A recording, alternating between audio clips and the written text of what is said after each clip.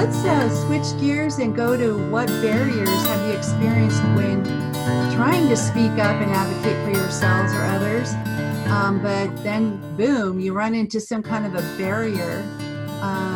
What are those barriers that you've run into?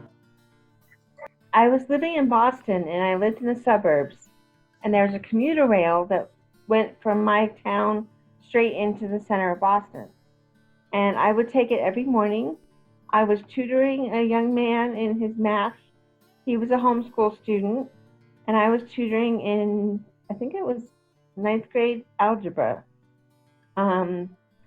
So I would go in on the train, and I would look at my book, and I kind of plan the lesson for the day and stuff. And so I had a disability pass that allowed me to get half price on the, and I showed him my pass, and I was looking at the algebra book, and he looks at me and goes, "You're not disabled, you can't do algebra."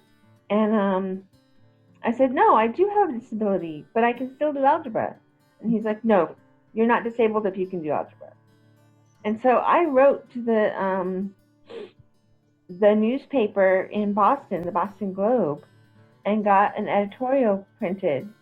And I basically said, I want to be able to live in a group home and do algebra or calculus and get my needs met. Just because I have a disability doesn't mean I can't do algebra or I can't do calculus. It may mean there are other parts of my life that I need support in. And so the barrier I ran into was ignorance. This guy didn't know what he was talking about. He had no clue what a disability meant. So yeah, ignorance, that's the biggest barrier that I've run into. Thank you for sharing that, Jamie. Who else has something about a barrier? I think Tara was trying to talk earlier. Are you still there, Tara? Barriers, like me, I'm still learning, but I've had to stop getting so angry when I can't get my issue resolved. So I don't like getting angry because it makes my day bad.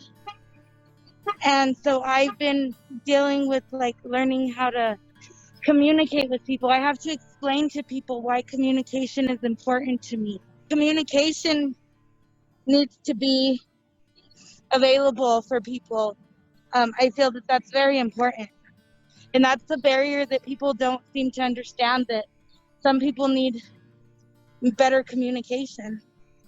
That's a good point, Tara. Very, very good. My barrier is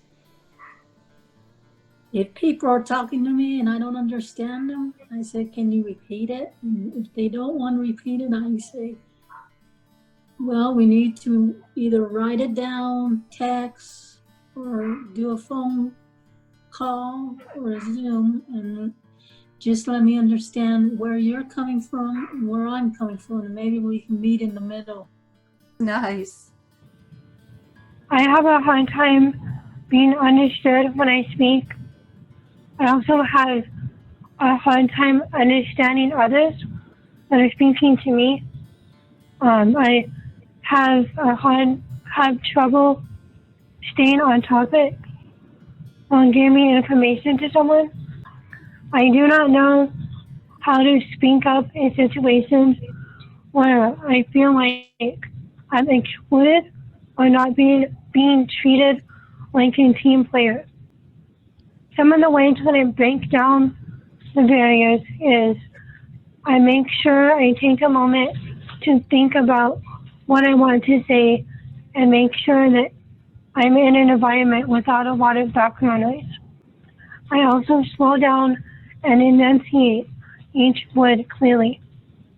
I make sure the person who is talking is making eye contact so I can read their lips and facial expressions. I may also ask them to repeat themselves if I do not understand or move to a quieter area. I also write down the main points of what I want to say so I have something to follow and can stay on topic. I ask someone who I'm comfortable with whom I should go to for support.